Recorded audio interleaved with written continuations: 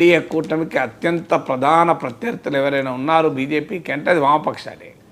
So అందువల్ల వామపక్షాలకు కూడా హాజరు కాలేదు. అందులో రెండు వామపక్ష పార్టీలకు అగ్రనాయకులు తెలుగువారు, ఆంధ్రప్రదేశ్కు చెందినవారే. సీతారాం యేచూరి సిపిఎం ప్రధాన కార్యదర్శి, నారాయణ సిపిఐ అఖిల భారత కార్యదర్శి. సో ఇద్దరు కూడా తెలుగువారు. సో అందువల్ల వారికి ఆంధ్రప్రదేశ్ పాలిటిక్స్తో ఉన్న ప్రాక్సిమిటీ కూడా, కానీ వాళ్ళెవరూ హాజరు కాలేదు. అందువల్ల ఇండియా కూటమి ఒక నిర్ణయం తీసుకొని ఒక విధానపరమైన స్టాండ్ తీసుకొని జగన్ నిరసనలకు హాజరయ్యారని నేను అనుకోను. సో ఇండియా కూటమి నేతలతో జగన్మోహన్ రెడ్డికి ఉన్న వ్యక్తిగత పరిచయం, ఎందుకంటే జగన్మోహన్ రెడ్డి కూడా పార్లమెంటు సభ్యుడిగా పనిచేశాడు, రాజశేఖర రెడ్డి కొడుకుగా ఆంధ్రప్రదేశ్ ముఖ్యమంత్రిగా ఆయన కాంటాక్ట్స్ ఆయనకు ఉంటాయి కదా. సో ఆ కాంటాక్ట్స్ వల్ల ఇది పార్ట్ పర్సనల్ పార్ట్ పొలిటికల్. అందువల్ల ప్యూర్లీ పొలిటికల్ కాదు అనటానికి ఎక్కడ ఇండియా కూటమి సమావేశమై ఇట్లా జగన్మోహన్ రెడ్డి ఆహ్వానించారు, మన ఇండియా కూటమి తరఫున వెళ్ళాలి అని కూటమిగా తీసుకున్న నిర్ణయం కాదు. అందుకే మీకు కాంగ్రెస్ కానీ వామపక్షాలకు కానీ ఆమ్ ఆద్మీ పార్టీ కానీ ఇలా చాలా పార్టీలు అక్కడ హాజరు కాలేదు. సో అందువల్ల ఇండియా కూటమి ఇప్పటికిప్పుడు ఏదో జగన్ను తమ కూటమిలోకి వస్తాడని భావిస్తున్నట్లు, జగన్మోహన్ రెడ్డి కూటమిలో చేరుతున్నట్లు ఊహాగానాలు కరెక్ట్ కాదు. అందులో ఇండియా కూటమికి ఇంకో ఆశ కూడా ఏముందంటే, ఒక ఏడాదికో 2 ఏళ్లకో నితీష్ కుమార్, చంద్రబాబు నాయుడు ఎన్డీఏ నుంచి వెళ్ళిపోతారని వాళ్ళ భావన, వాళ్ళ నమ్మకం. వాస్తవంగా రిజల్ట్స్ వచ్చిన తర్వాత కూడా ఒక ప్రయత్నం కూడా జరిగింది. మీకు ఇండియా టుడేలో రాజీవ్ సర్దేశాయ్ రిజల్ట్స్ వస్తున్నప్పుడే చెప్పాడు, ఒక senior left leader already Chandrababu నాయుడుతో మాట్లాడారు అని కూడా. తర్వాత శరద్ పవార్ కూడా చంద్రబాబు నాయుడుతో మాట్లాడారని కూడా వార్తలు వచ్చాయి. అందువల్ల ఇండియా కూటమి ఇప్పటికీ హోప్ చేసేది ఏంటంటే, సో బీహార్ ఆంధ్రప్రదేశ్లో రాజకీయాలు మారుతాయి. మోడీ ప్రభుత్వానికి వ్యతిరేకంగా ఈ జేడీయూ టీడీపీ గతంలో బయటకు వచ్చిన సందర్భాలు ఉన్నాయి, ఇప్పుడు కూడా బయటకు వస్తాయి. ఎందుకంటే కేంద్రం ఈ రాష్ట్రాలకు యాక్చువల్గా ఎంత చేస్తా అన్నది క్వశ్చనబుల్. సో అందులో ఆంధ్రప్రదేశ్కి ఎంత చేస్తా అన్నది ఇంకా క్వశ్చనబుల్. బీహార్ కన్నా బీజేపీకి కూడా స్టేక్స్ ఉన్నాయి కనుక అక్కడ 59,000 కోట్ల కేటాయింపులు స్పెసిఫిక్గా మెన్షన్ చేశారు బడ్జెట్ స్పీచ్లో. ఆంధ్రప్రదేశ్కి వచ్చే వరకు బడ్జెట్ తరఫులో గ్రాంట్గా ₹1 ఇస్తున్నామని ఫైనాన్స్ మినిస్టర్ స్పీచ్లో లేదు. 15,000 కోట్ల అమరావతికి కూడా అది మల్టీలేటరల్ డెవలప్మెంట్ ఏజెన్సీస్ ద్వారా అరేంజ్ చేయడానికి ఫెసిలిటేట్ చేస్తామన్నారు. అందువల్ల ఇండియా కూటమి హోప్ ఏంటంటే, టీడీపీకి బీజేపీకి మధ్య డిఫరెన్సెస్ వస్తాయి అనివార్యంగా. ఎందుకంటే దేశంలో ఎక్కడైనా బీజేపీ తన మిత్రపక్షాలను కూడా దెబ్బతీసి పెరగాలని చూస్తుంది. అందుకే మీకు పంజాబ్లో శిరోమణి అకాలీదళ్ దూరమైంది, మీకు మహారాష్ట్రలో శివసేన దూరమైంది, తమిళనాడులో ఏడీఎంకే దూరమైంది. అందువల్ల బీజేపీ హిస్టరీ, కశ్మీర్లో పీడీపీ దూరమైంది. మీరు బీజేపీ హిస్టరీ అంతా చూడండి, మిత్రపక్షాలు దూరం అవడం ఎక్కువ ఉంటాయి. సో తెలుగుదేశం ఆంధ్రప్రదేశ్లో దూరమైంది, జేడీయూ బీహార్లో దూరమైంది. సో అందువల్ల రాబోయే కాలంలో అనివార్యంగా బీజేపీకి టీడీపీకి మధ్య గ్యాప్ వస్తే అప్పుడు చంద్రబాబు నాయుడు ఇండియా కూటమిలోకి వస్తాడన్న హోప్ ఇంకా ఉంది. అందువల్ల ఇప్పటికిప్పుడు జగన్ను ఎంబ్రేస్ చేస్తారు ఇండియా కూటమిని అనుకో. అయితే political part personal part political అని ఎందుకన్నానంటే, పొలిటికల్గా బహుశా ఇండియా కూటమి నేతలు ఇన్ఫార్మల్గానా నష్టమైతే లేదు, కొంత లైన్ ఆఫ్ కమ్యూనికేషన్ రాజకీయాల్లో ఎలా ఉంటుంది అంటే, రాజకీయాల్లోనైనా డిప్లొమసీలోనైనా ఫ్రంట్ డోర్ నుంచి కొన్ని యాక్టివిటీ జరుగుతాయి, బ్యాక్ డోర్ డిప్లొమసీ అంటారు, బ్యాక్ ఛానల్ డిప్లొమసీ. అది అఫీషియల్గా డిప్లొమసీలో కూడా ఉంటుంది. అంటే ప్రధానమంత్రులు ఇద్దరు మాట్లాడుకోవడమే కాదు, విదేశాంగ మంత్రులు అధికారులు మాట్లాడడం కాదు, కొంత ఇటు అటు 2 దేశాలకు పరిచయం ఉన్నవారు ఈ బ్యాక్ ఛానల్ డిప్లొమసీ చేస్తారు. రాజకీయాల్లో కూడా ఈ బ్యాక్ ఛానల్ డిప్లొమసీ ఉంటుంది. అంటే ముందుగా బహిరంగంగా జరగకపోయినా బ్యాక్ ఛానల్ డిప్లొమసీలు, బ్యాక్ ఛానల్ ఉంటుంది. అందువల్ల బహుశా ఇండియా కూటమి నేతలు కూడా రాజకీయాల్లో ఏ పరిస్థితులు ఎలా వస్తాయో తెలియదు కనుక ఓ లైన్ ఆఫ్ కమ్యూనికేషన్ జగన్తో పెట్టుకుంటే నష్టం లేదు. రేపు ఇండియా కూటమి నిజంగానే జగన్ ఆహ్వానించదలుచుకుంటే ఇదే అఖిలేష్ యాదవ్ జగన్తో మాట్లాడడానికి అవకాశం ఉంటుంది. అందువల్ల కమ్యూనికేషన్ లైన్స్ ఓపెన్ పెట్టుకుంటారు పాలిటిక్స్లో. సో అది ఒక ఉద్దేశం కూడా అయ్యుండొచ్చు.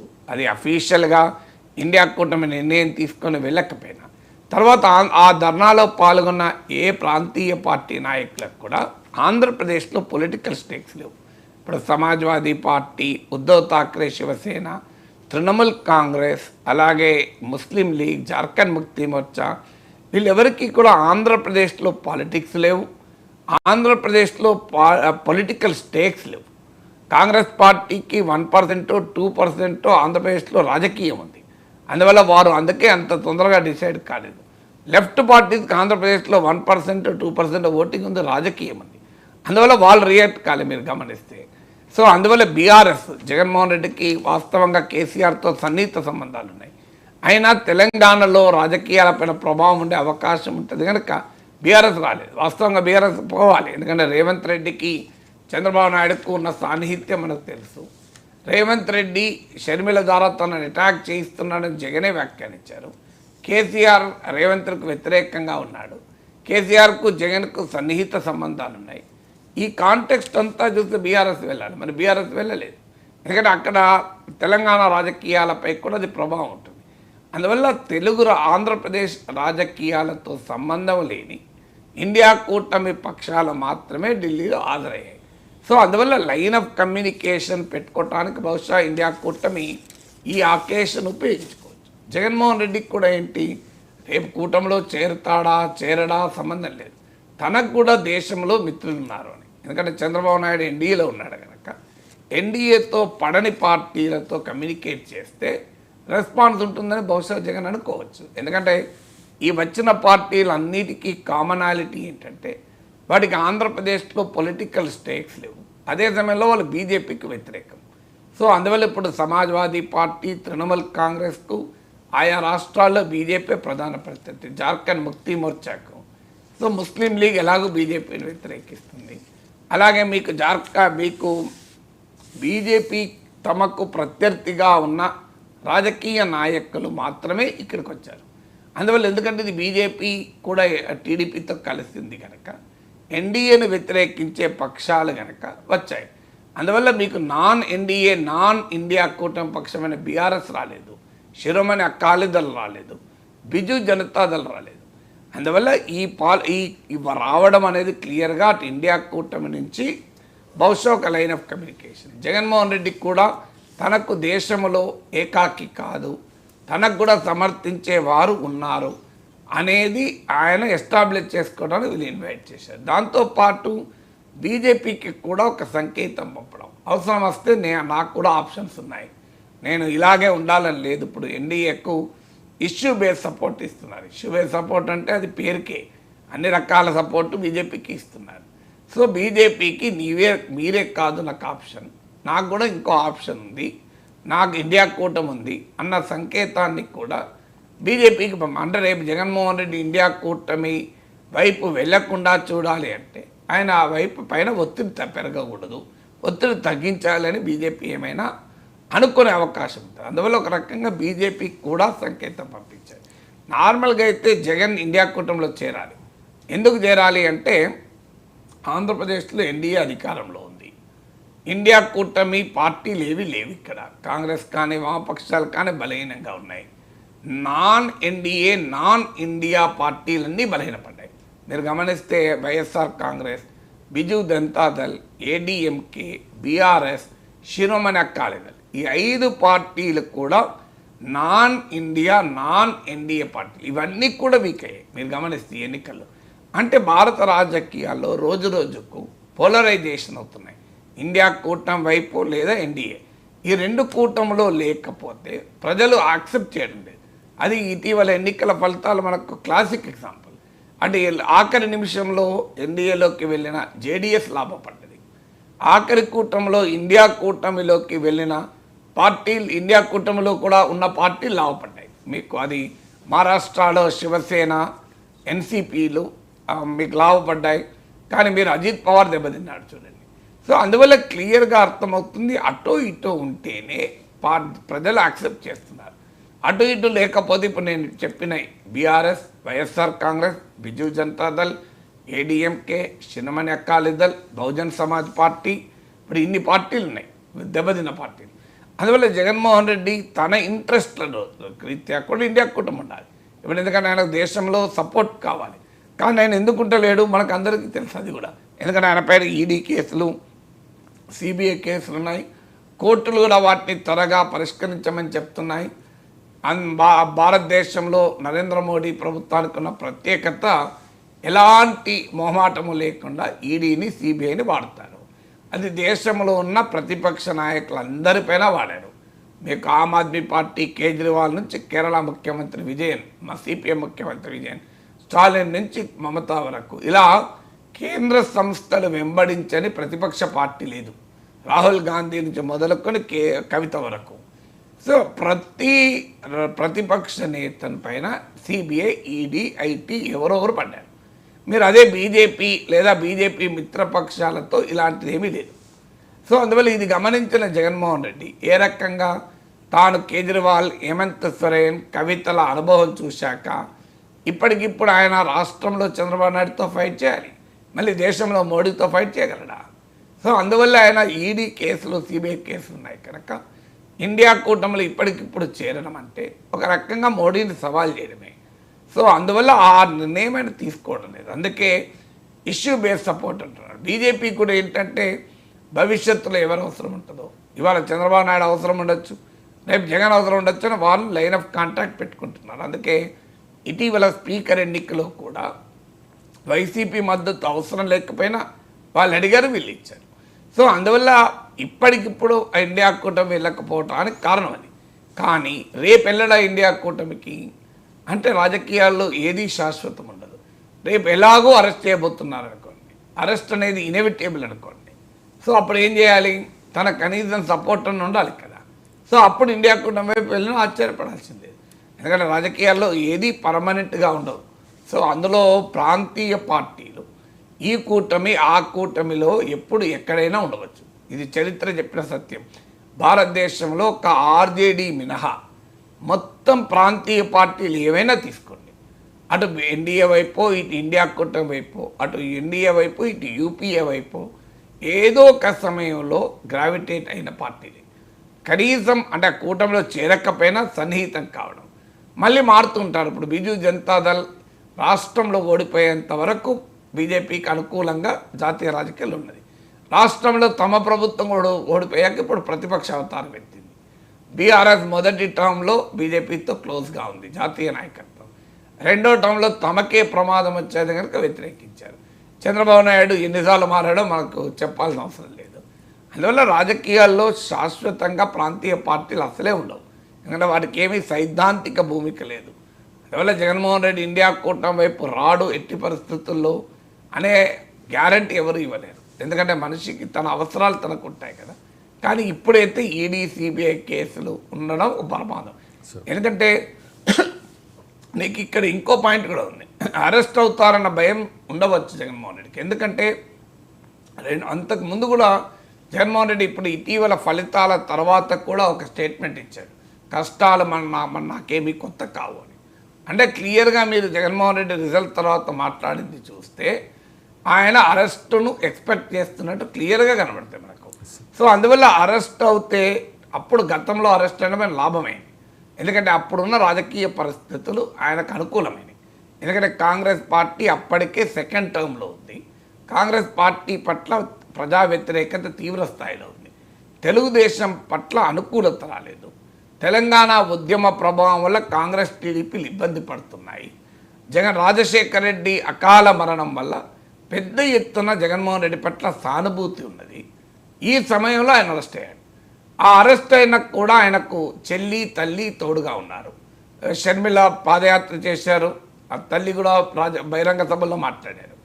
ఇప్పుడు ఈ సానుకూల పరిస్థితులు ఏవి ఇప్పుడు లేవు. ఎందుకంటే ఇప్పుడు జగన్మోహన్ రెడ్డికి అనుకూలంగా ప్రభంజనం కాదు. ఇప్పుడు 2012 ఉప ఎన్నికల్లో టీడీపీ డిపాజిట్లు కోల్పోయింది. ఒక్క సీటు నాకు గుర్తున్నంత రామచంద్రపురం అనుకుంటారు, సుభాష్ చంద్రబోస్ సీటు మినహా అన్నీ గెలిచారు వైసీపీ. ఆయన జగన్మోహన్ రెడ్డితో బయటికి వచ్చిన ఎమ్మెల్యేలు మళ్ళీ పోటీ చేస్తే భారీ మెజార్టీలతో గెలిచారు. కానీ 2012 పరిస్థితి పుష్కర కాలం దాటితే 2024లో ఇవాళ జగన్మోహన్ రెడ్డి తన ఎమ్మెల్యేలను కాపాడుకోవడమే కష్టం, సో ఎంపీలను కాపాడుకోవడమే కష్టం. సో ఎవరు ఎటువైపు పోతారు? ఇప్పుడు ఉదాహరణకు జగన్మోహన్ రెడ్డి ఇండియా కూటమికి వెళ్తానని నిర్ణయం తీసుకుంటే ఆయన రాజ్యసభ సభ్యులు ఆయనతో ఉంటారన్న గ్యారెంటీ లేదు, ఆయన లోక్సభ సభ్యులు ఆయనతో ఉంటారన్న గ్యారెంటీ లేదు. వాళ్ళు జిందాబాద్ మోడీ అనొచ్చు. సో అందువల్ల మీకు చంద్రబాబు నాయుడు ప్రతిపక్షంలో ఉండగానే ఆయన పార్టీ నలుగురు ఎంపీలు వెళ్ళిపోలేదా బీజేపీకి? అందువల్ల చంద్రబాబు నాయుడుకే జరిగింది కదా ఈ అనుభవం, జగన్మోహన్ రెడ్డి జరగదా? సో అందువల్ల జగన్మోహన్ రెడ్డికి ఇవన్నీ తెలియంది కాదు. అందువల్ల రాజకీయాల్లో ఇప్పుడు అరెస్ట్ కనుక అయితే అప్పుడున్న సానుకూల సానుభూతి పరిస్థితులు లేవు. తల్లి సహకరించడానికి లేరు. పార్టీ పగ్గాలు చేపట్టి పాదయాత్ర ప్రజల్లోకి వెళ్తే ఎలా రెస్పాన్స్ ఉంటుందో తెలియదు. కూటమి 164 సీట్లతో అప్రతిహతంగా ఉంది. అందువల్ల ఆ రోజుకు ఈ రోజుకున్న రాజకీయ పరిస్థితుల్లో తేడా. ఇప్పుడు కొత్తగా ప్రభుత్వం అధికారంలోకి వచ్చింది. ప్రభుత్వం పట్ల చంద్రబాబు నాయుడు ప్రభుత్వం పట్ల వ్యతిరేకత లేదు. అందువల్ల ఇలాంటి ప్రతికూల రాజకీయ పరిస్థితుల్లో అరెస్ట్ అయితే ఆ సానుభూతి వస్తుందన్న గ్యారంటీ లేదు. ఎందుకంటే మన సానుభూతి చరిత్ర చూస్తే సానుభూతి ప్రతి సందర్భంలోనూ రాదు, రాజకీయ పరిస్థితులను బట్టి ఉంటుంది. అది దాడి కానీ అరెస్టులు కానీ ఏదైనా కానివ్వండి. ఇప్పుడు మీకు ఉదాహరణకు చంద్రబాబు నాయుడు అరెస్ట్ చేశారు, అది సానుభూతి ఉపయోగపడ్డది. ఎందుకు? అప్పటికే జగన్ పట్ల వ్యతిరేకత ఎమర్జ్ అయి ఉన్నది. కానీ మీరు గమనించండి, అలిపిరి ఘటన జరిగింది. అలిపిరి ఘటన జరిగిన చంద్రబాబు నాయుడు పట్ల సానుభూతి వచ్చి ఎన్నికలు గెలవలే. కారణం ఏంటంటే అప్పటికే వ్యతిరేకత వ్యక్తమైంది. అందువల్ల సానుభూతి అది అరెస్ట్ అయినా దాడి అయినా పొలిటికల్ కాంటెక్స్ట్లోనే ప్రభావం చూపుతుంది. అందువల్ల వెరీ ప్రతికూల పొలిటికల్ కాంటెక్స్ట్లో ఇప్పుడు జగన్ ఉన్నాడు. అందువల్ల ఈ సమయంలో అరెస్ట్ చేస్తే అరెస్ట్ అయితే సానుభూతి రాకపోగా ఆయన పార్టీ నిలబెట్టుకోవడం కూడా ఛాలెంజ్ అవుతుంది. సానుభూతి ఎప్పుడు వస్తుంది? మళ్ళీ చంద్రబాబు నాయుడు ప్రభుత్వం పట్ల అసంతృప్తి పెరిగితే అప్పుడు జగన్కు సానుభూతి వస్తుంది, అప్పటిదాకా రాదు. సో అప్పటిదాకా ఆయన పార్టీని కాపాడుకోవాలి, పార్టీని నిలబెట్టుకోవాలి. అందువల్ల ఈ ఛాలెంజెస్ ఉన్నాయి కనుక ఆయన స్టేటస్ కోనే ప్రిఫర్ చేస్తాడు. స్టేటస్ కో అంటే ఏంటి? ఇండియా కూటమిలో ఉండడు, ఎన్డీఏలో ఉండడు, బీజేపీకి ఇష్యూ బేస్డ్ సపోర్ట్ పేరిట సపోర్ట్ ఇస్తూ ఉంటాడు. ఇండియా కూటమి నేతలతో ఆ లైన్ ఆఫ్ కమ్యూనికేషన్ పెట్టుకొని ఉంటాడు. అవసరాన్ని బట్టి అవకాశాలను బట్టి నిర్ణయం తీసుకుంటాడు. ప్రస్తుతానికైతే ఇండియా కూటమి నుంచి జగన్కి ఎటువంటి ఆహ్వానం లేదు, భవిష్యత్తులో రావచ్చేమో. మరోవైపు ఒకవైపు కేసుల భయం వెంటాడుతున్న నేపథ్యంలో ఎన్డీఏను కాదని ఇండియా కూటమి వైపు జగన్ వెళతారా అనేది కూడా, అంత సాహసం చేస్తారా అనేది కూడా ఒక ప్రశ్న సార్. ఇక్కడ షర్మిల మిగిలిన కాంగ్రెస్ నాయకులందరితో మిగిలిన వాళ్ళతో కంపేర్ చేస్తే చాలా అగ్రెసివ్గా పర్సనల్గా కూడా జగన్ని టార్గెట్ చేస్తూ ఉన్నారు. ఒకవేళ జగన్మోహన్ రెడ్డి ఇండియా కూటమిలో చేరాల్సి వస్తే షర్మిల రాజకీయ భవిష్యత్తు ఏంటి? అంటే రాజకీయాల్లో ఒకటి ఆమెకు పర్సనల్ వ్యతిరేకత ఉన్నమాట నిజం. జగన్మోహన్ రెడ్డితో వ్యక్తిగతంగా కుటుంబ తగాదా, బహుశా ఆస్తి తగాదాలు, తనకు రాజకీయంగా గుర్తింపు లేదన్న కోపము, అనేక ఫ్యాక్టర్స్ ఉన్నాయి. అంటే it's totally personal, not political. Jagananna వదిలిన బాణం అని చెప్పి జగన్ కోసం అన్ని కిలోమీటర్ల పాదయాత్ర చేశారు తప్ప జగన్మోహన్ రెడ్డితో సైద్ధాంతిక విభేదాలు ఏమున్నాయి షర్మిలకు? దే ఆర్ ప్యూర్లీ పర్సనల్ విభేదాలు, పర్సనల్ పంచాయతీలు. పర్సనల్ పంచాయతీలు ఎప్పుడైనా సెటిల్ కావచ్చు, బియాండ్ సెటిల్మెంట్ అయితే ఉండవు. సైద్ధాంతిక పంచాయతీ సెటిల్ కావు. ఇప్పుడు బీజేపీకి కమ్యూనిస్టులకు సైద్ధాంతిక పంచాయతీ, దానికే మీడియేషన్ ఉండదు, ఎవరు చర్చలు జరిగి సెటిల్మెంట్ ఉండదు కదా. ఎందుకంటే ideological differences are beyond settlement. Personal differences are always possible for settlement కదా. ఈ మధ్య మనకు వార్తలు కూడా వచ్చాయి, డీకే శివకుమార్ దగ్గర జగన్ 2 సార్లు కలిశాడు. జగన్కు షర్మిలకు మధ్య సయోధ్యను డీకే కల్పిస్తున్నాడు, కుదిరిస్తున్నాడు అని. ఎందుకంటే డీకే శివకుమార్ కాంగ్రెస్ నాయకుడు, రాజశేఖర రెడ్డి కుటుంబంతో సాన్నిహిత్యం ఉంది కనుక, బెంగళూరులో కూడా జగన్కు ఆస్తులు ఉన్నాయి కనుక ఈ వార్తలన్నీ వచ్చి అఫ్కోర్స్ డీకే శివకుమార్ ఖండించాడు, అది నిజం కాదు, నేను కలవలేదని. సో అందువల్ల personal issues are not beyond settlement. అందువల్ల షర్మిలకు జగన్కు ఉన్న పంచాయతీ వ్యక్తిగత పంచాయతీ, లేదా ఆస్తుల పంచాయతీ, లేదా రాజకీయపరమైన పంచాయతీ, అంతే తప్ప ఐడియాలజికల్ పంచాయతీ కాదు కదా. అది బియాండ్ సెటిల్మెంట్ అయితే కాదు. సో అందువల్ల కావాలనుకుంటే సెటిల్మెంట్ ఎప్పుడైనా జరగచ్చు. ఇది మొదటి ఫ్యాక్టర్. ఇక రెండవ ఫ్యాక్టర్ రాజకీయాలు ఏముంటుంది? ఇప్పుడు ఉదాహరణకు చంద్రబాబు నాయుడుకు పురంధేశ్వరి కుటుంబానికి మధ్య గ్యాప్ లేదా? అందరూ తెలుసు కదా. గ్యాప్ ఉండకపోతే వాళ్ళు తెలుగుదేశంలో ఉండేవాళ్ళు కదా, గతంలో తెలుగుదేశంలోనే ఉన్నారు కదా. ఎన్టీ రామారావు పైన చంద్రబాబు నాయుడు తిరుగుబాటు చేసిన సమయంలో లక్ష్మీపార్వతి ఎపిసోడ్లో మరి నీకు చంద్రబాబు నాయుడు పురంధేశ్వర్ కలిసే ఉన్నారు కదా, కానీ తర్వాతనే విడిపోయారు కదా. ఎందుకు విడిపోయారు? రాజకీయపరమైన విభేదాలు లేదా వ్యక్తిగత విభేదాలే కదా. ఇవాళ పురంధేశ్వరి బీజేపీ నాయకురాలుగా ఉండగా కూడా టీడీపీతో పొత్తుకుదా లేదా? మరి ఆ గ్యాప్ పోయిందంటే గ్యాప్ పోయన్నా ఉండాలి, గ్యాప్ ఉన్నా కూడా ఇబ్బంది పెట్టకూడదు. ఈ రెండింటిలో ఏదో ఒకటి జరిగి ఉండాలి కదా. సో అదే పరిస్థితి రేపు షర్మిల కూడా ఉండొచ్చు. గ్యాప్ ఉన్నా కూడా షర్మిల జగన్ కలవచ్చు, ఇండియా కూటమిలో వైసీపీ కాంగ్రెస్ ఉండొచ్చు, లేదు గ్యాప్ పోవడానికి కూడా అవకాశం ఉంటుంది. అందుకే ఈ ఉదాహరణ చెప్పాను. అఫ్కోర్స్ జగన్కు షర్మిలకు ఉన్న పంచాయతీ తీవ్రత చంద్రబాబు నాయుడుకు దగ్గుపాటి కుటుంబం లేకపోవచ్చు డెఫినెట్గా.